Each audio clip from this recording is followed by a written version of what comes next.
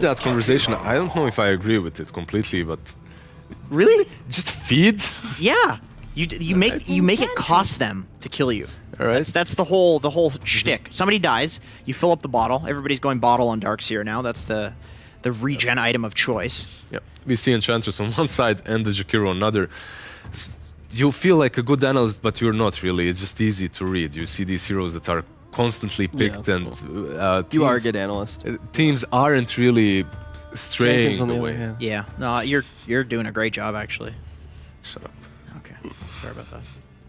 But in all seriousness, you read that one like an open book.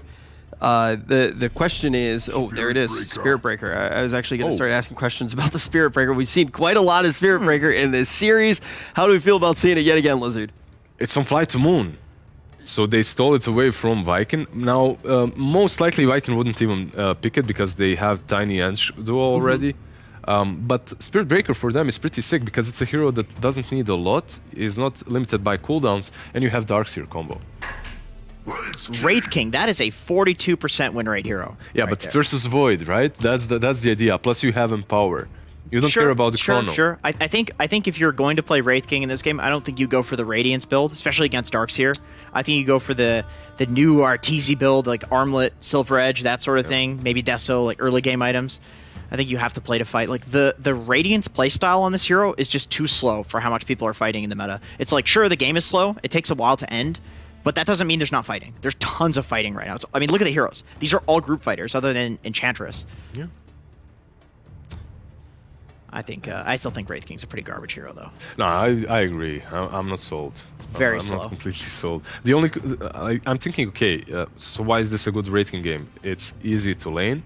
You have Enchantress with you. You have Empower with you later on. And you're pretty damn good versus the Chronosphere because who cares if you die once? Yep. The question is, will you do enough damage after that Chrono kills you once? Like, what will you do with that second life? So, what other blueberry-colored selections could FlyToMoon make if they keep this Void consistent? Spirit. Yeah. TA, Void Spirit. Man, you're quick on like the colored picks, honestly. I'm sitting here thinking, dude, like, I'm going through every hero in my head. Literally every time I watch a draft, I just notice color schematics. That's like... This is straight up blueberry FlyToMoon strat. Nice one. Blueberries are... Hear it, by the way. Yeah, what, that's okay. They couldn't hear what Lacoste said? They can't hear it. Yeah, I'm sure they're very happy about that at home. But blueberries, you ever notice that they're not really blue? I didn't notice that at all. It actually really bothers me. And I want to ask you guys right now, is there anything that bothers you about this draft so far? Is there anything that you're a little bit unsure of? I know the Wraith King was kind of the first thing, Jenkins, that you were like, all right, this hero is not doing so great in the meta. You already showed a few of the ways that it might be able to have a strong game if it goes towards some of those builds that Arteezy's been piloting. Is there anything that's bothering you? So far, I'm definitely in the FlyToMoon's rocket right now. I like their draft a bit better. they have not only do they have a sick combo with the Void, you also have ways of dealing with the Magnus. You have the Ice Path to follow up that RP. You have heroes that are extremely quick, not only because of their mobility, but the mobility that they get from the Darkseer. So it will be even harder for that Magnus to get those good combos off. However, we don't see a lot of Mag, right? Like we saw it in one of the series versus EG. It can be a hero. Yeah, it can be a hero that just pops off and destroys the game. Yeah, for sure. But the thing about a lot of these new carries that people are picking, and the reason that I think Spectre is falling off to some degree, is that a lot of the late game items in Dota have been changed. You know, Scotty, it has this HP regen reduction now. It's also the stats on it are just better. Faceless Void, you have this new Aghanim Scepter.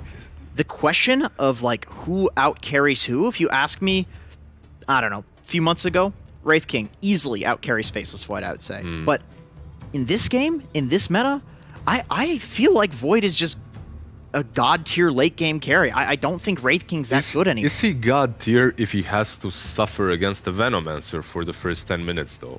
That is a rough one. That is a rough lane. It looks like what they're most likely doing is putting the Magnus mid and having Tiny plus Veno on the off lane. Yeah. That's how I see it. Unless now you might reconsider it a little bit because Lina could dominate that lane?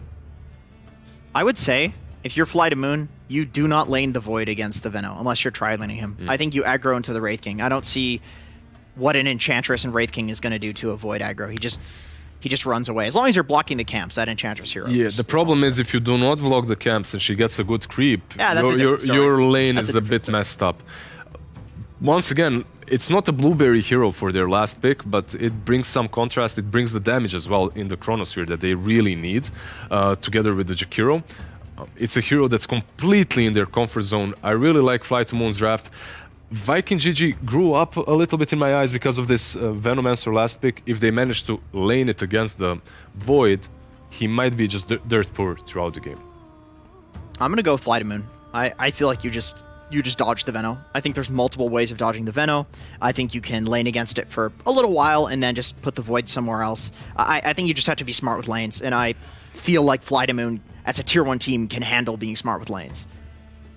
Okay, and keep in mind, this is, once again, the odds incredibly close here in the series, and I think, Lizard, we can all agree that it makes a lot of sense that the odds are this close. Yeah, it definitely does. Like, we are flip-flopping throughout the series, right? And the odds represent that as well. These two drafts are extremely close as well, and I would say it really does come down to the execution.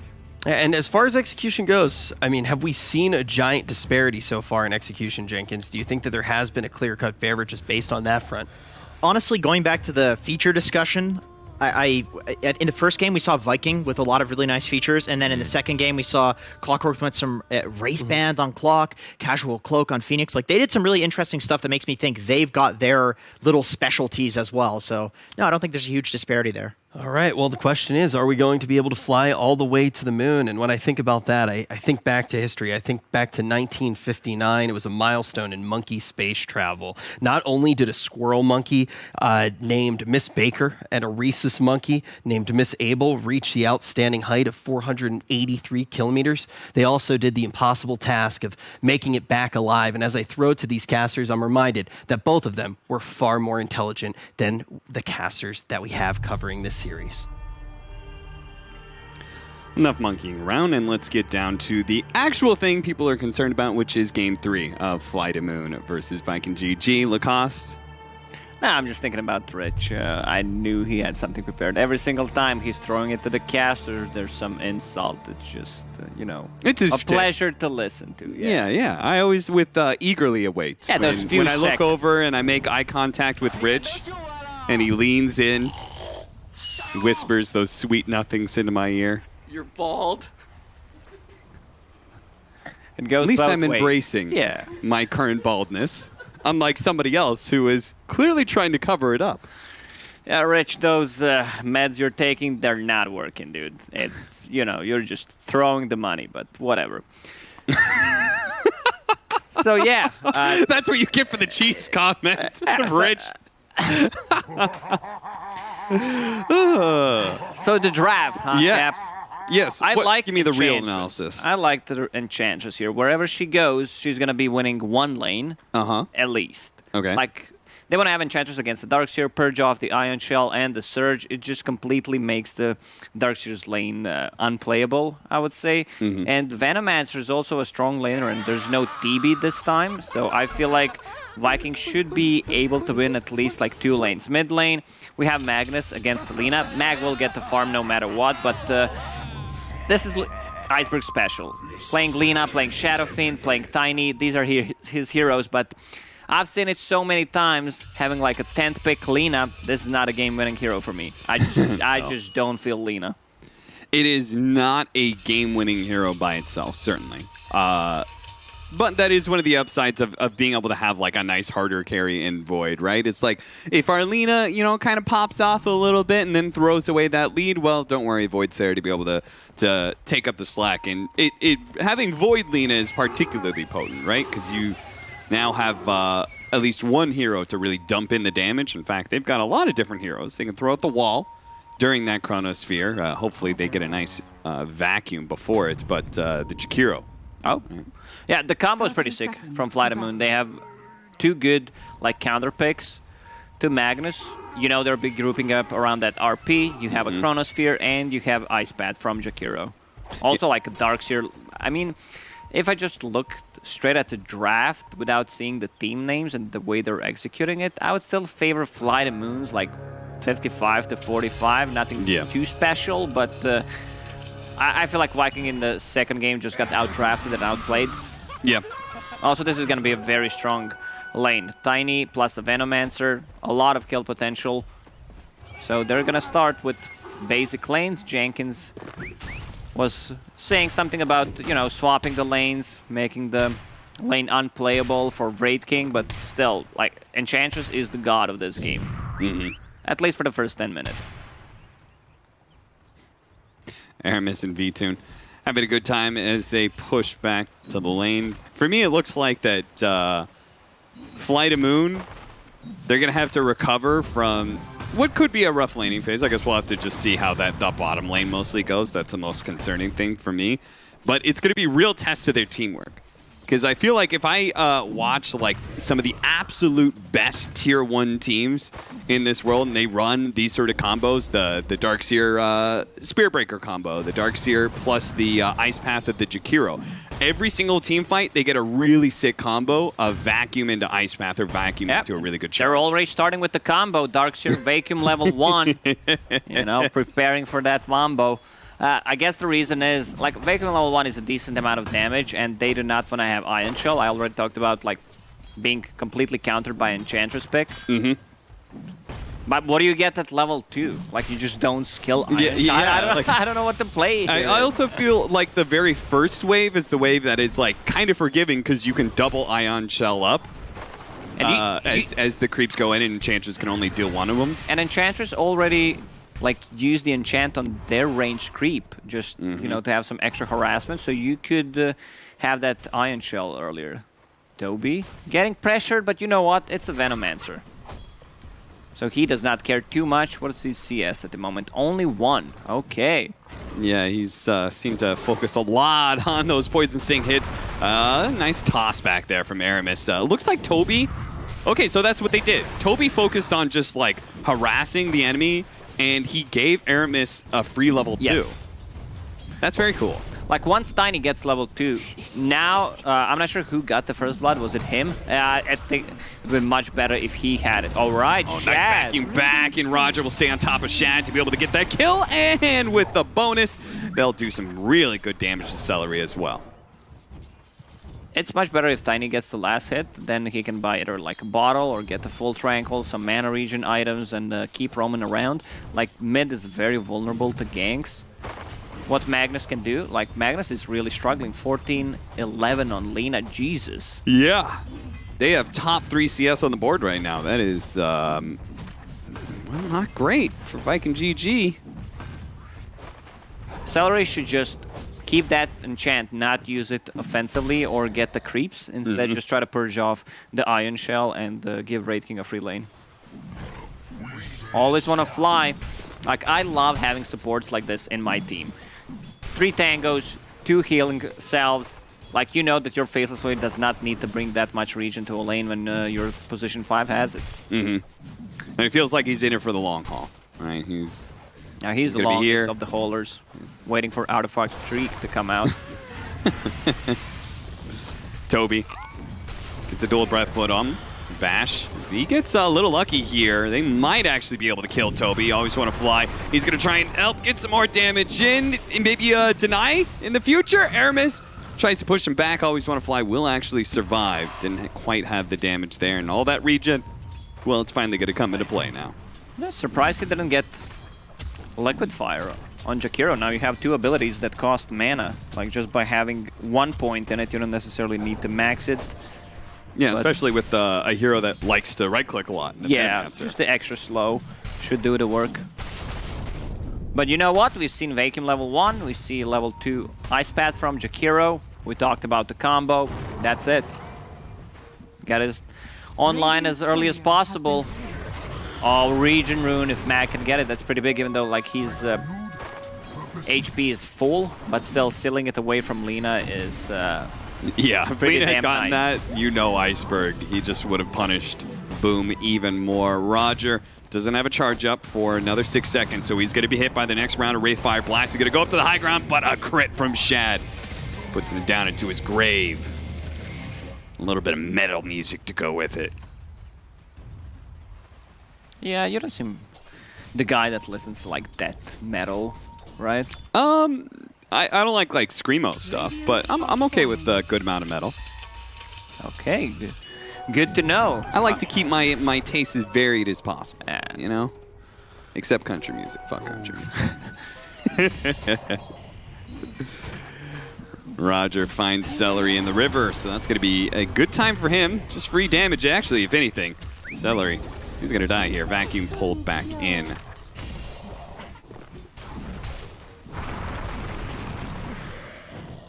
Two to two is the score, but I'm just kind of curious what Iceberg's going to do with this free lane that he's gotten.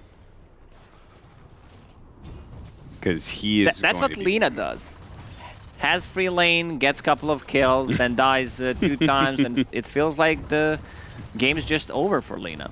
Well, right now she has a hero that kind of empowers her, landing a good Chronosphere where there's no save. I'm a bit surprised that when there's a first pick Faceless Void, no one's picking any kind of save. Like, you don't get Wyvern, you don't get Shadow Demon.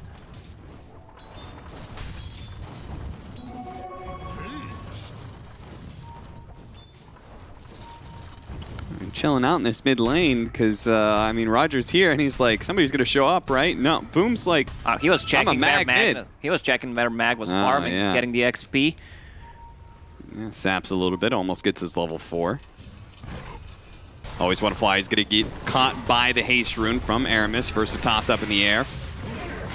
And TP's going to come in, actually, from the Spirit Breaker. He's going to charge in from the side, go straight on top of Toby. The Avalanche will help Toby retreat a bit. If V-Tune gets a bash here, oh, he needs a little bit more of that last hit. It's not quite enough. He's got another Time Walk coming up soon. Can Toby juke this out enough? Aramis is going to go down. Toby's going to go for the deny. The Centaurs, they will kill him before V-Tune can close that gap.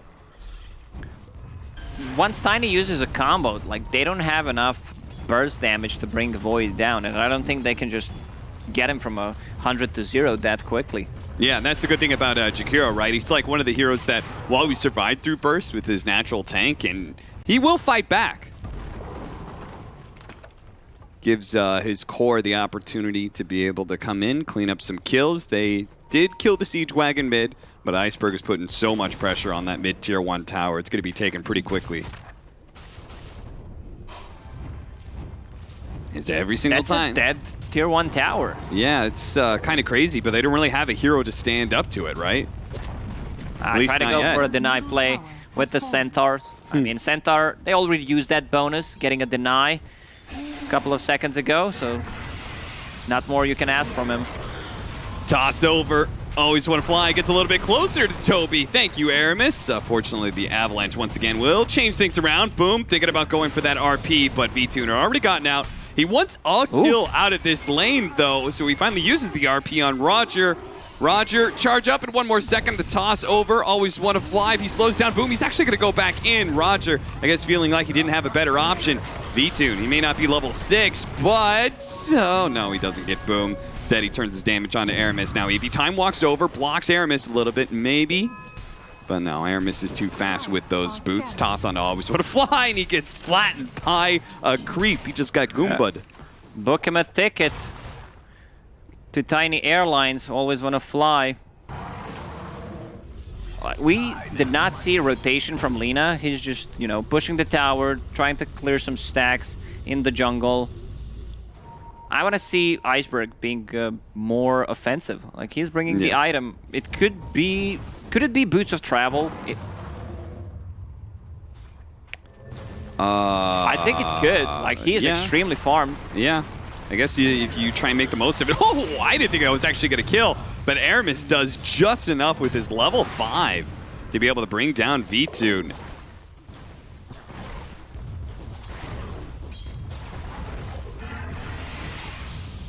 It feels like it's most of this laning phase just come down to the bottom lane because Lina is at a free time mid, obviously. And there is Boots of Travel. I'm kind of liking this one. If there's going to be a lot of skirmishes, a lot of fights, Lina can just keep farming, go for the runes, and join team fights easily. Yeah, and as long as she stays away from the Tiny, like the arrested initiation is kind of stuff that you're going to see coming.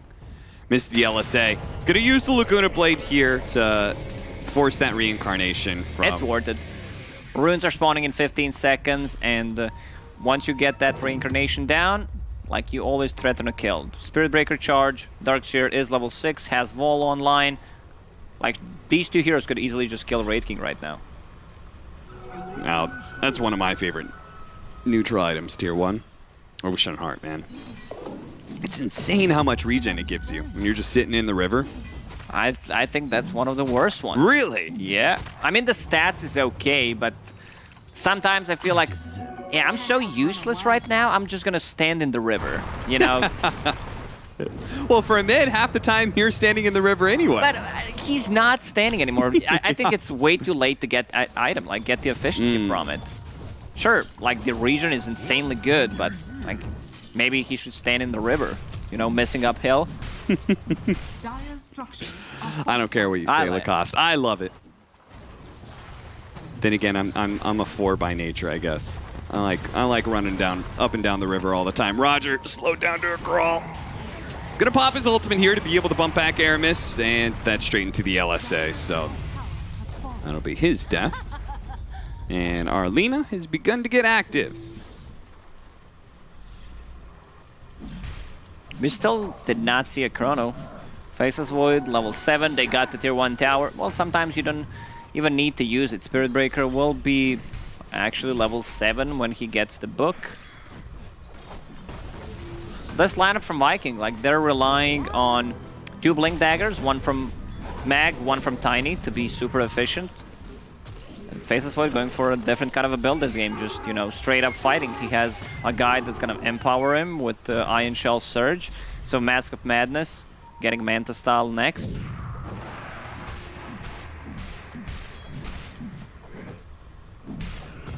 Ion Shell slightly speeding up his farm time as well, I guess. Phase Boots Drums for Roger. Oh, Tiny, okay. Toss into the RP for a fast kill onto Iceberg. Pull back for the vacuum. Just slightly off, doesn't actually hit it with the charge. Still gonna go for Boom anyway. Still, he doesn't have his enchant right now, but Boom is super tanky. Tries to toss him up in the air, actually got bashed at the same time there. Roger comps a stun, Rayfire Blast, and they do manage to get the Skier away for Boom, so he's gonna be fine before VTune could show up with his double damage he's got. Viking has really nice repositioning abilities with like Ether Toss. Okay, that's gonna be a solo Chrono and Venomancer, man. Whew, that's a lot of damage. DD, Ion Shell plus Mum, more than enough. Yeah, at this point I feel like why not just use the Chronosphere whenever you can, because everywhere I look, it's Viking GG like backing away from FlyToMoon. They just, it seems like they have to play super defensive right now. I don't know when their lineup is gonna feel a little bit more active, but every single time we go somewhere, it's FlyToMoon making a move on somebody, and this time it's going to be on Aramis. How much time can he buy? He's got another Avalanche. That'll be another second if he can get it off. Yeah! You got to take the small W's when you get the big L, you know? He's so far away from the Blink Dagger. Needs 1500. Venomancer is a pretty static hero, you know, he wants to park in front of the tower, push, or just control the dire triangle, but he has Mag in the team and the Wraith King, so all these 3 heroes really like to jungle. One will have to be in the lane. Wraith King, Hand of Midas, going for Armlet, same build he did on the Lifestealer in the previous game. Yeah, I feel like one of the things that FlyToMoon has done a really good job both times is protecting their safe lane tower against a Venomancer lineup, right? They're not easily giving up that real estate. Like Jakiro just showed, you know, he just throws down the Macro Pyre. Like, it seems to be very effective at being able to slow down this Venomancer. As you can see, he's the lowest core in the game right now. Well, spoke too soon. But he's right there with the Darkseer. Jakiro, Wyvern, these are like position 5s that love to defend the tier 1 tower and they don't care that they're gonna die. Yeah, stretching out a tier 1 tower to 14 minutes is safe lane tower especially is a pretty good amount of extra time to slow down that hero. Still a pretty even game in terms of net worth.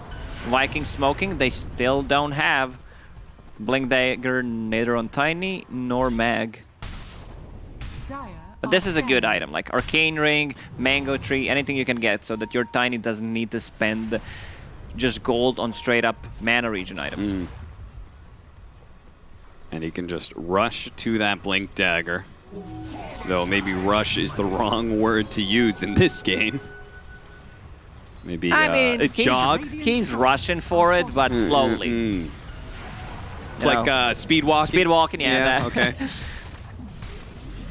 He's doing that weird, violent thrusting of the arms. How did someone think of that? Oh, that should be a sport, you know? It's not running, it's not walking. Let's just find a middle ground. You know what it is? It's like those people who always come up with a reason like why they can't run. When the real reason is they're just out of shape. Yeah, you know? No, you're shit. Like, they're I'm cramping. Oh, I can't actually run. I speed walk. I can speed walk, move my hips and my arms in a very funny way. like just admit it. Just be like, I know. I haven't done cardio in a long time. You ask me to run right now, I'll just be out of breath in a minute. It's okay to admit it. You just be like, I'm just fat as shit. What can I say?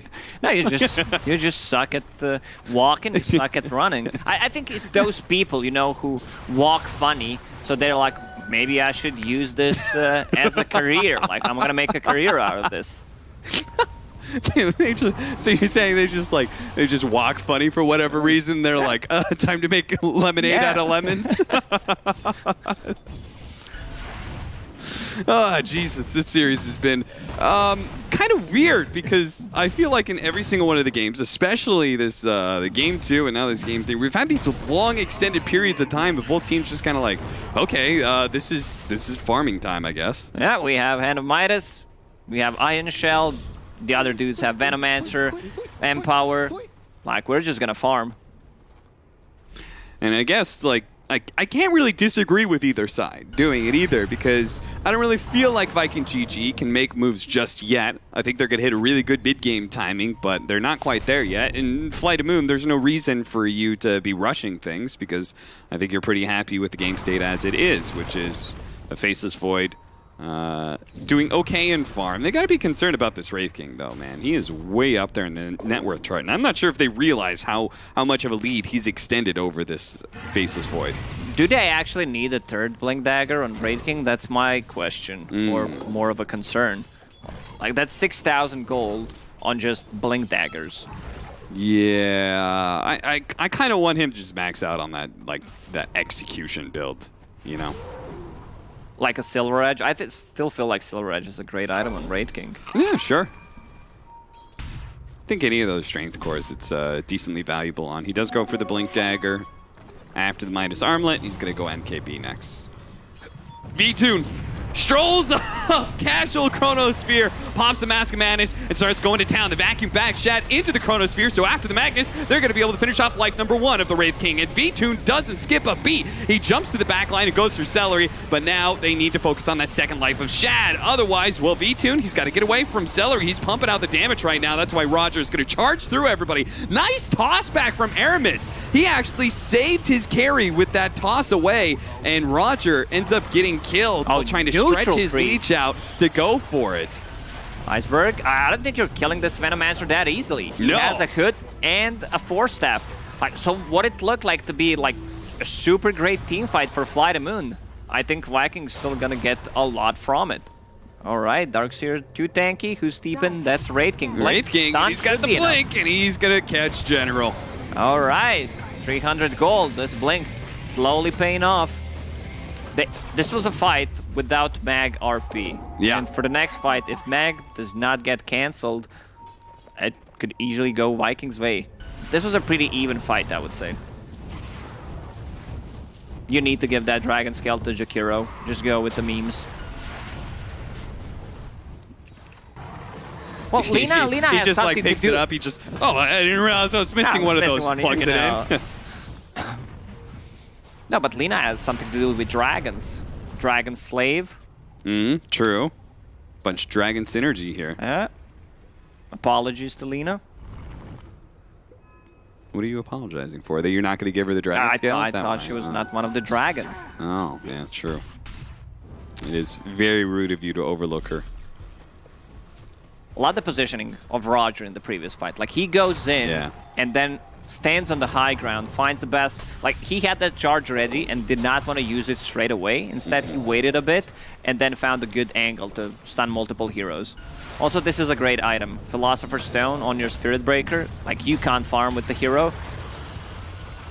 Yeah, and you could easily swap it out. You know, like you start charging someone, you're like, okay. Need damage. Take that out, put in some tier 1 neutral item instead. Actually went for the Venomous Gale cooldown instead of the Plague Ward duration. Which I personally am a really big fan of Plague Ward duration because it's so obnoxious that these wards stay up for a full minute almost. Yeah, you know the fights are going to last long when you have Venomancer in the team, and if he does not get bursted, those wards are going to keep stacking the damage. On top of that, moving around the map against the Venomancer is a pain in the ass because it's like, you know, 30 seconds ago he was here farming and, oh hey, his wards are still here and any rotations are just kind of killed before they even begin. We saw you can't play Dota here, sorry. Chronosphere up in the air, Alina. She's going to come down Chrono. real hard in a second. Shad, now they get the RP off on the 2 supports in the back line. Fortunately, he managed to get the bulldoze, so Roger will be able to walk away. He's the one to fly, though. He's not going anywhere. His wings have been broken, and the 2 dragons, well, they are the victims of this team fight. That Lina almost hit the moon. It was very high up there. Yeah, he got up there, just couldn't quite get out of Earth's atmosphere and came crashing back down. So this should be a freebie. Chronosphere is used. They're playing around that Chronosphere timing. Even though Aramis did not have a great timing on a Blink Dagger, he's still doing so much in this game. Vol, a lot of illusions. General tossed back into the pit. It was a really good wall by him, but he's not going to be allowed to escape. And the wall is still creating plenty of havoc and slowing down Viking GG. They're going to try and commit for it now, but nobody else is here. Buyback for what?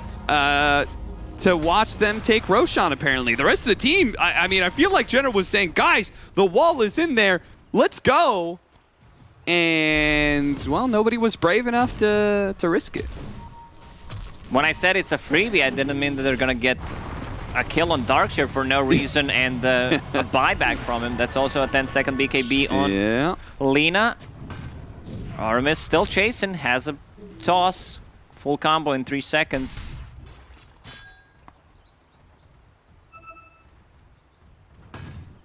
Well, this is my problem with Lina. Like, it's very hard to itemize the hero. Anyone gets on top of you, the prolonged team fight, you're just straight up dead. Especially if there's no save.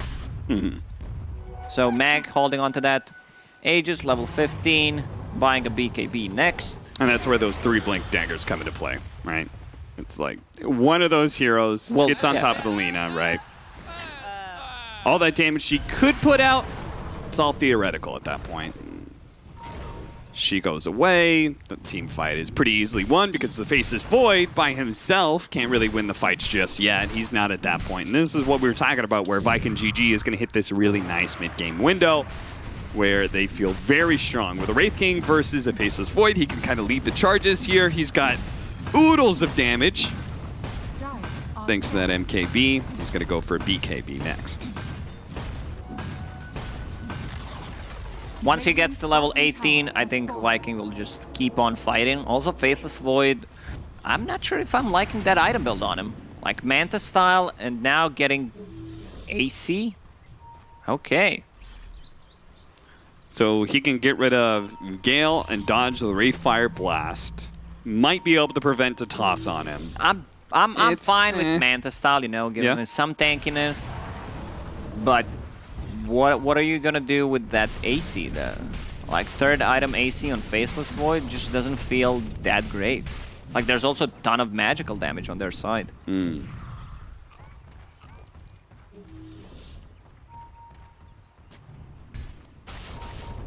Up by 5k, Viking GG. They're gonna try and keep up the tempo of this game. They took that bottom tier 2. Now they're going to invade into the triangle. Roger's already there. Roger, can you get the charge off before the stuns come in? Oh, they blinked into the charge, so he will manage to get away. Nicely positioned by Roger. Just good read of the game, knowing that Viking GG is on the hunt. FlyToMoon just kind of stopped playing Dota for the last 5 to 7 minutes. Yeah. They're just... Oh man, Darkseer's so underleveled. Oh, look at that. I mean, the Spirit Breaker, he's still stuck around. He's going to go for Toby, but nobody's there. Like, it's like Roger made the call like, hey, this is maybe an opportunity. And the rest of the team said, yeah, you're right. It's a good opportunity. Farm the other side of the map. Go get him, Roger. Now Darkseer was like, nah, bro, I'm not getting in. I already used my buyback. Yeah, he missed me with that action right there. Okay, well, you look to the other side of the map, and now... So, yeah, you were talking about that the rest of the team is farming. Like, where are they farming? I see 2 dead heroes from FlyToMoon. Yeah, there's not a whole lot of real estate to occupy right now, and if they had a stun, they'd kill Iceberg as well. There's Blink Dagger heroes that are just sweeping back and forth from top lane to bottom, top. And soon FlyToMoon is going to find themselves corralled inside of their base with very few places to go. My problem with AC third item on Faceless Void, it does not give you any like tankiness. You're still very vulnerable to burst damage. You go in, you're going to use that Mantis style. Like, you want to be able to survive. I've seen like different kind of builds in Faceless Void when you want to not just deal damage inside of Chronosphere, but I see more of tier 1 teams, you know, just building ward towards... I'm gonna fight even after the Chronosphere, use my Time Walk multiple times, have that Heaven's Halberd, the tankiness, disarm, miss chance. But this kind of a build, like, he does not have it. So would you have preferred for him to go for the BKB third item? Maybe BKB second item and then get even either more tankiness or just get straight up damage like an MKB. Avalanche serves as a very good deterrent against Spirit Breaker, and V2, okay, he just walked into Boom. Roger said, buddy, we're going the other way. I just brought all these heroes here. They didn't even use the combo from Tiny there. That was a nice shockwave, just pulled him mid-air. And this is a dead Darkseer. I'm just very confused. Like, I thought, like, Roger was like, it's time to go. Second time, yeah. It's just falling apart for FlyToMoon. Yeah. I've seen this movie way too many times. Lina last pick, she's doing well, buys Boots of Travel, goes greedy. They did not take that many fights, and now, like, what are you stuck at? Boots of Travel, Yules, BKB. I mean, she's second on the net worth, but against the 3 Blink Daggers, BKB piercing ability, you just don't feel like a hero. You know, they say it's like, what is it, like, shoot for the moon, and if you miss, you'll land among the stars. Yeah, I guess... The truth is, you just end up drifting in the vacuum of space until you eventually die, and that's what kind of a FlyToMoon. They just can't really do anything. They have no agency in their own fate. They just have to watch Viking GG slowly kill them. Yeah. Boots of Travel Agency canceled all the flights to the moon. Time Walk does manage to get V2 out of what was almost certain death there, but Viking GG, they're not going to be miffed by missing out on kills, because the name of the game is not kill the heroes. It's Defense of the Ancients, and Viking GG are well on their way to... well, destroying the enemy ancient. This is just going to be a very disappointing game if this is how it's going to close out 15 minutes of farming into... oh, Viking GG wins now. So what you're saying is that they need to lose more towers, more barracks, and just defend that ancient. Like, just play against the Mega Crit. That's the big plan.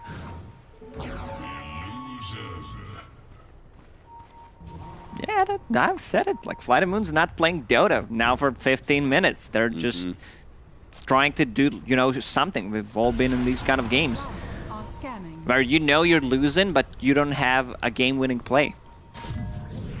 We haven't seen them execute that big team fight combo. That was a time walk that was very aggressive. yeah. They'll never expect this.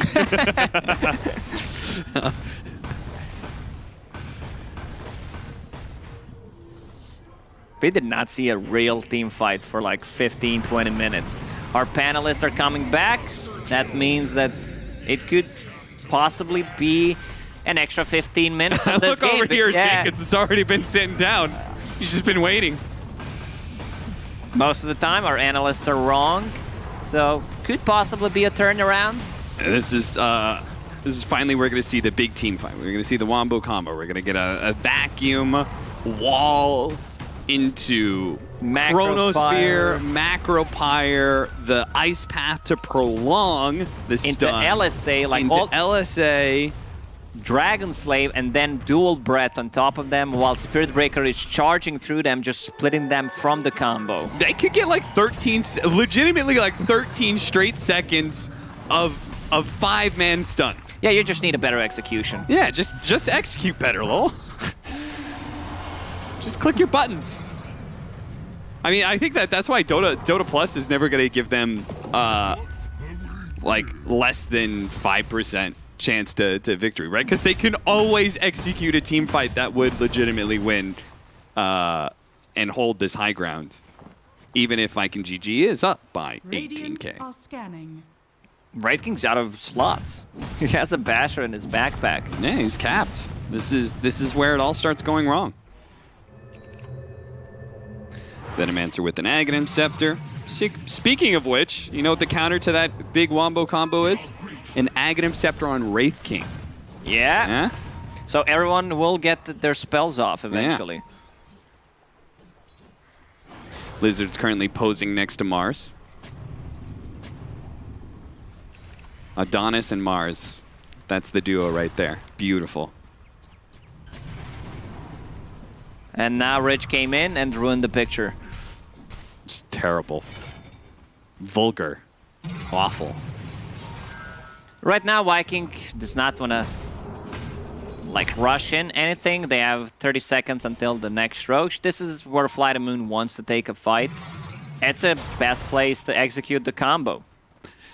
Lacoste, if they win this next fight, because they just got the Assault Cuirass, if they win this next fight, will you prostrate yourself in front of FlyToMoon and admit that you were wrong?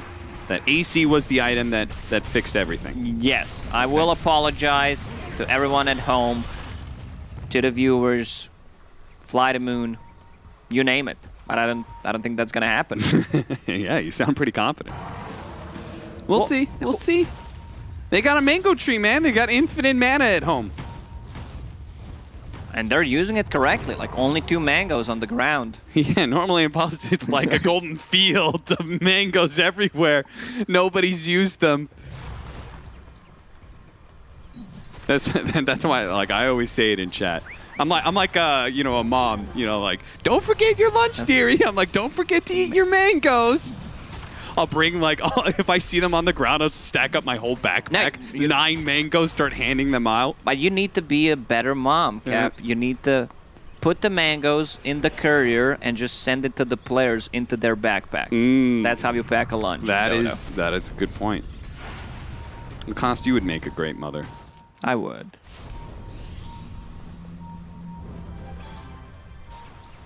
Just that razor. We're just gonna stop there. I had some like, inappropriate jokes, but I was just going to make a light razor burn joke, you know, like a little scratchy when you give me a kiss goodbye, but. So the Nice RP. Oh, the blink away from General. He at least got away, but it was still a 2-man RP with the 2 supports getting wiped out. The Chronosphere does manage to catch 2, but there's not a whole lot of follow-up, especially with Alina going the other direction. He's trying to chase down Aramis right now, while V-Tune's still going for Toe, but he can't kill him. He's just out of damage. The AC, it wasn't enough, Lacoste. It doesn't save him from the 1,200 damage crit from Shad. Yeah, it's just too much at this point. I feel like FlyToMoon, they had one nicely executed team fight